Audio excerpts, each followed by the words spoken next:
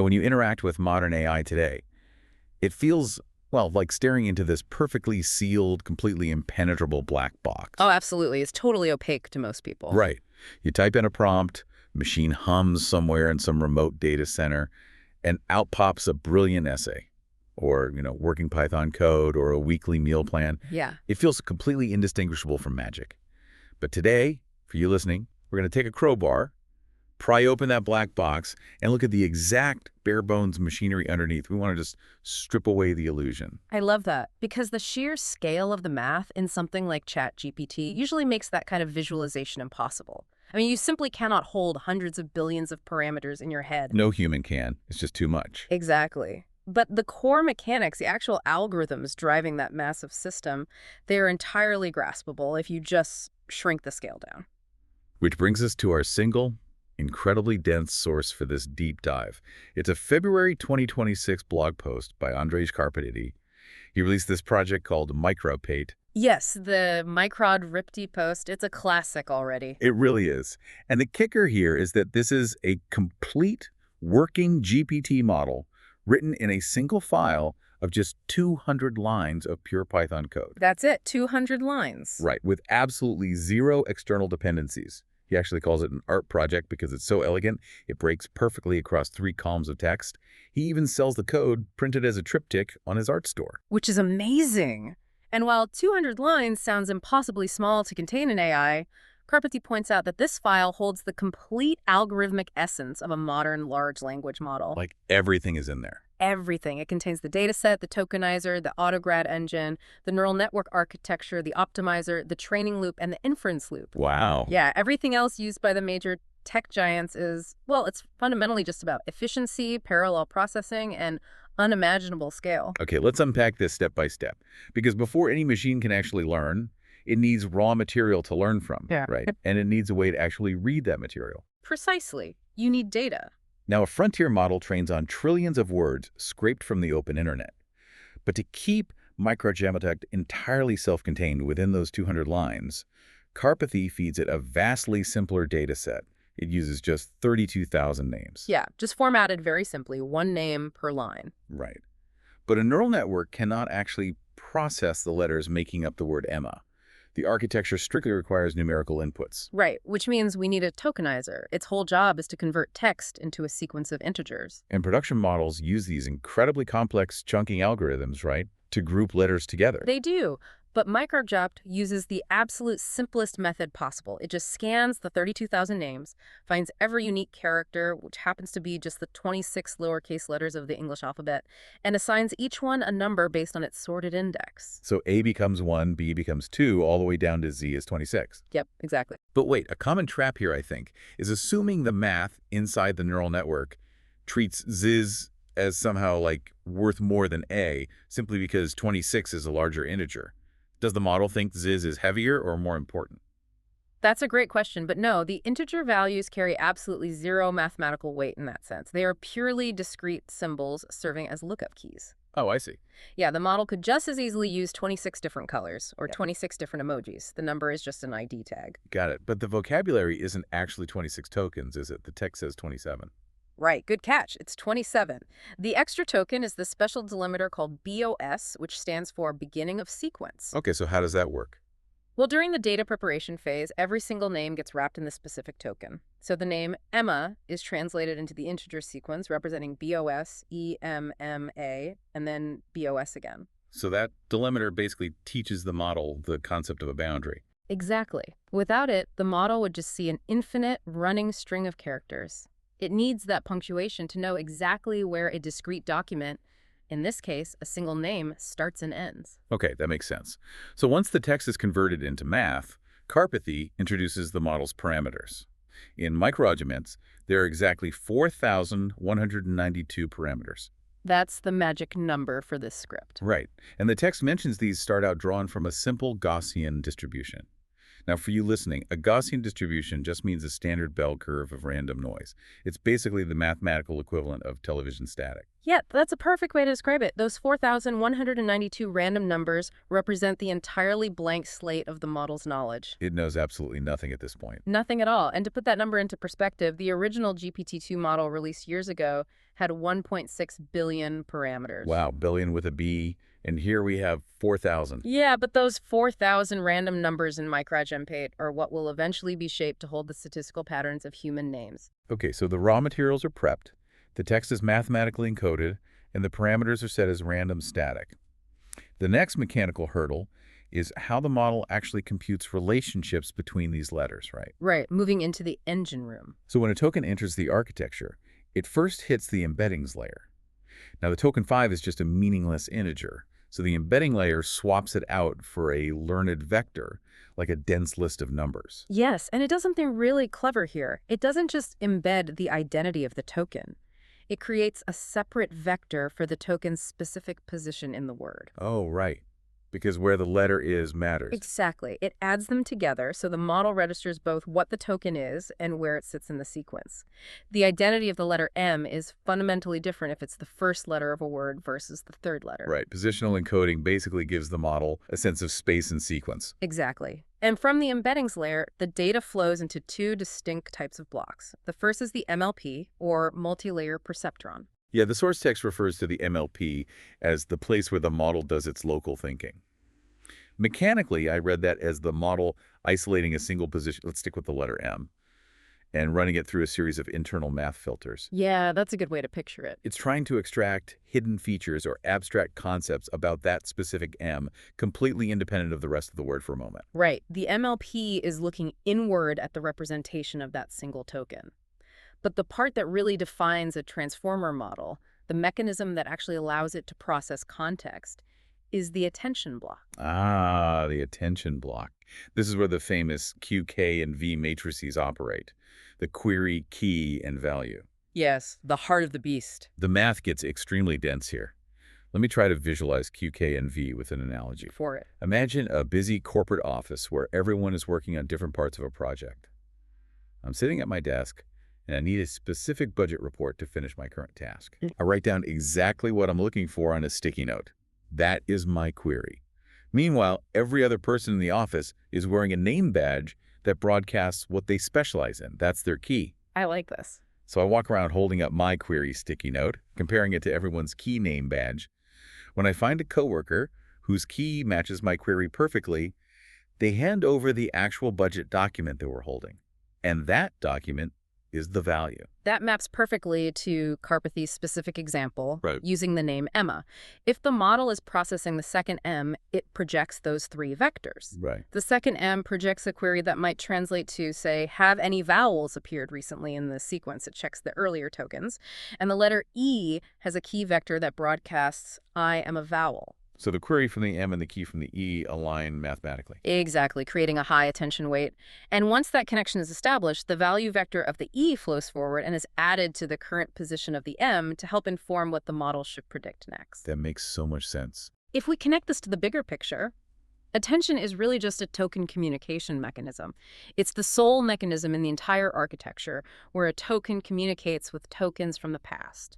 But wait, initially, those Q, K, and V vectors are generated using the random static of our 4,192 parameters, right? Yeah.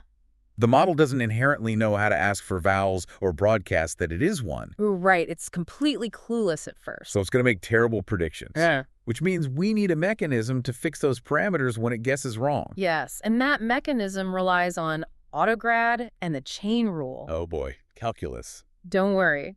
In massive production environments, libraries like PyTorch handle this calculus automatically in the background.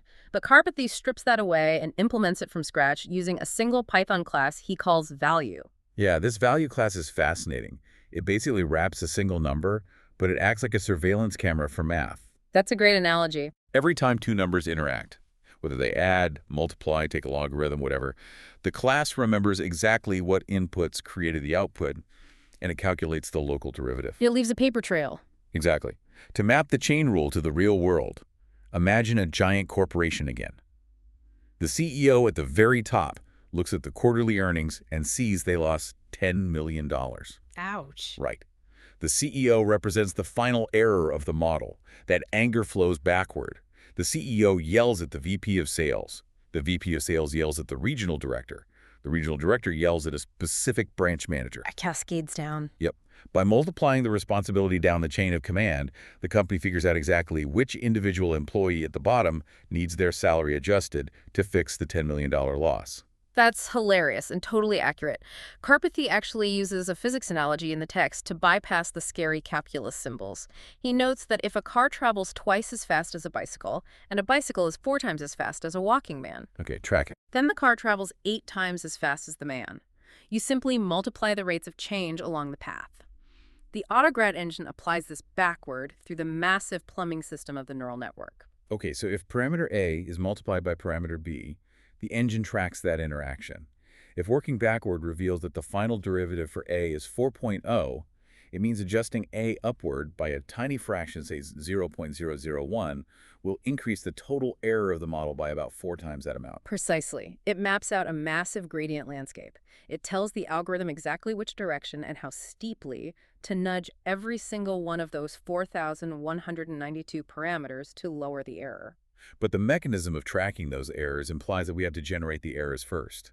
So the engine is built, the text is formatted, and the attention communication is wired. Time to turn the key. Yeah, the actual training loop simply runs the process over and over. It feeds in a name wrapped in BOS tokens, runs the forward pass to predict the next letter at each position, and computes the loss. Right, and the source specifies cross-entropy loss, which is best understood as a mathematical measurement of surprise. Surprise. Yeah. If the model assigns a near 100% probability to the correct next letter, it's surprise 0. So the loss is 0. But if it assigns a near 0 probability to the actual correct letter, it is completely shocked by the answer and the loss calculation spikes. Ah, okay. So when MicroGPT takes its very first step of training, what is that loss at? It sits at around 3.3. 3.3. And the text says that number represents maximum confusion. It is the exact mathematical equivalent of picking randomly from the 27 possible tokens. Right, because the model initially knows absolutely nothing. But then it computes the gradients via the chain rule, nudges the parameters, and tries again. Over 1,000 steps running locally on a standard laptop, the loss steadily drops from 3.3 down to about 2.37. And it achieves that smooth drop by utilizing the atom optimizer. Right, because a naive approach would just blindly bump the parameters by the exact gradient at every single step. Which would cause the learning process to bounce around erratically. It would be a mess. The atom optimizer, though, tracks the running averages of recent gradients. It acts like a heavy ball rolling down a hill, gathering momentum to push through minor bumps and smoothly adapt the learning rate for every individual parameter. So, after those 1,000 steps, the training finishes. The 4,192 parameters are frozen. They are no longer random static. Right. They have been meticulously molded by the atom optimizer into a shape that reflects the statistical patterns of human names. Which brings us to inference. We feed the model a single BOS token and ask it to generate. It predicts a letter, samples from its calculated probabilities, feeds that new letter back into the sequence, and repeats the loop. And the sampling process there relies on a hyperparameter called temperature. This controls the randomness of the model's choices. Okay, so if the temperature is set to 1.0, the model samples from the exact probability distribution it learned. Correct. But lowering the temperature to 0.5 physically sharpens that distribution. It becomes far more conservative, artificially boosting the odds of its top choices and squashing the lower probabilities. Yeah, and if you drag the temperature all the way down to near 0, the model gets entirely greedy. It will simply pick the absolute most likely token every single time. Which usually results in endless repetitive loops, right? Exactly. But running the inference loop with a standard temperature results in the model outputting names. It generates strings of characters that sound incredibly plausible but do not actually exist in the original 32,000 name dataset. Right. The text highlights the generated name Karia, K-A-R-I-A. Yep, Kuria. Now, in the broader AI discourse, hallucination is usually treated as a critical failure. Users complain endlessly when ChatGPT confidently hallucinates a fake legal precedent or invents a historical event. It's a huge problem for users. But in the context of MicroGPT, hallucinating the name Karia is the stated goal of the entire project. What's fascinating here is that the underlying algorithmic phenomenon of ChatGPT inventing a fake court case is identical to MicroGPT making up Kakaria. Wow. Identical. Identical. The neural network possesses no internal concept of absolute truth, logic, or fact-checking. It only evaluates statistical plausibility based on the shape of its training data. The letters Karia form a highly probable sequence based on the 32,000 names it studied, so it confidently generates it. That totally reframes the entire way we interact with these tools. When it hallucinates, it isn't breaking. It is executing its core function perfectly, predicting the next most plausible token. Exactly. It's doing exactly what it was trained to do. Here's where it gets really interesting, though. If this 200-line Python script contains the complete algorithmic essence of a frontier model, the obvious question is why MicroGPT can't write a coherent email or summarize a spreadsheet. Right. Karpathy addresses this in a section dedicated to bridging the gap from micro to macro. The underlying math is identical, but the scale operates in a completely different universe. It's just a matter of scale. Huge scale. Production models do not train on 32,000 names. They train on trillions of tokens harvested from the entirety of the internet. And they also abandon the simple character-level tokenizer, right?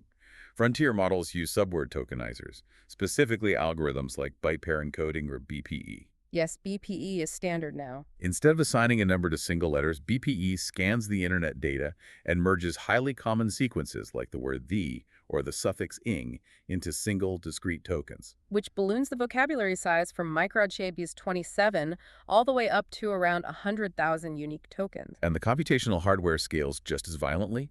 MicroGPT processes pure Python scalars, single numbers one at a time on a CPU. A production system crunches multidimensional arrays called tensors. Yeah, tensors are beasts. To picture a tensor, imagine upgrading from a single number on a piece of paper to a massive three-dimensional spreadsheet with thousands of rows and columns. And frontier models process these massive grids of numbers in parallel, right? Distributing the math across clusters of thousands of specialized GPUs running continuously for months. Exactly. But here's the catch.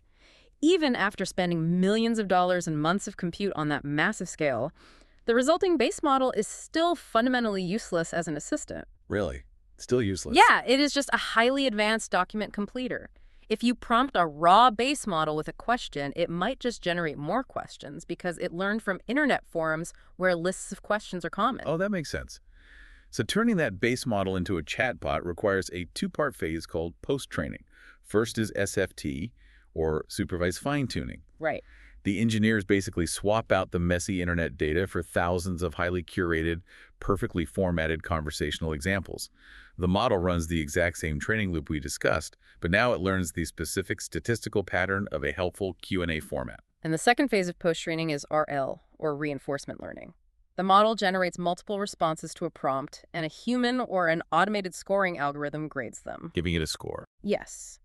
The model uses those scores to adjust its parameters, learning which types of responses are deemed more helpful or safe.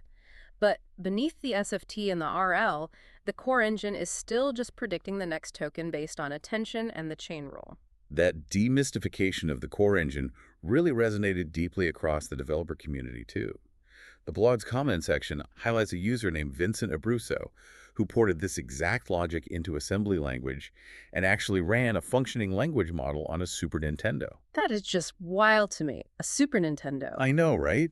Another developer named Marspace built an interactive browser version of the code, allowing anyone to click through the massive web of the backward pass visually. Oh, that's a brilliant teaching tool. And a user named Jack Ancella forked Karpathy's 200 lines and inserted 1,200 lines of rigorous educational comments to explain every single variable. It just shows that taking a black box that dictates the future of the tech industry and shrinking it down to something that can run on a 1990s video game console, well, it removes the intimidation factor. It proves the mechanics are accessible. It really does. But Karpathy includes a crucial FAQ section at the end of the post, addressing the philosophical elephant in the room. Ah, the big question. Right. We understand the math. We see the QK and V matrices. We can calculate the autograd derivatives by hand. But does the model actually understand the text it is generating? This raises an important question, and Karpathy answers mechanically. No. No understanding. None.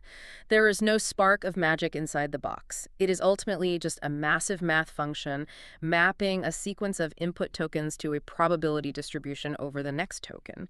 The physical mechanism is completely devoid of comprehension, yet it generates outputs that mimic deep understanding. It is incredibly empowering to realize you don't need a PhD in computer science or access to a billion-dollar data center to grasp the core of artificial intelligence. It isn't magic. Yeah. It is just a vast landscape of tiny parameter nudges happening billions of times, driven by the calculus of the chain rule, starting from a foundational script of just 200 lines of Python. It really is beautiful. And Karpathy's FAQ touches on one final concept about why this math actually results in coherent text, which is something I want to leave everyone with. Please do. The model never learns an explicit rule. It never encounters a line of code stating names usually start with consonants or the English language forbids 3 identical consonants in a row. It only learns a complex probability distribution. It just so happens that drawing from that distribution perfectly mimics the shape of those linguistic rules. The model generates the rule without ever knowing the rule exists. Exactly. Yeah. Which forces a fascinating comparison to our own cognition. Think about your own brain for a second. When we navigate the complex grammar of human language, or the unwritten rules of social behavior, do those exist as concrete, hard-coded laws in our minds? That is deep. Or are human beings, much like MicroGPT, operating on extremely advanced, unconsciously learned probability distributions? When we speak, are we simply acting as highly scaled inference engines, predicting our own next tokens based on a lifetime of sensory training data? We might just be predicting the most statistically plausible words to finish our own sentences. Thank you for joining us on this deep dive into the bare-bones machinery of AI. Next time you type a prompt and watch the cursor blink, remember what is actually happening underneath the interface. It's just a query, looking for a matching key to hand you a value. Keep questioning the magic,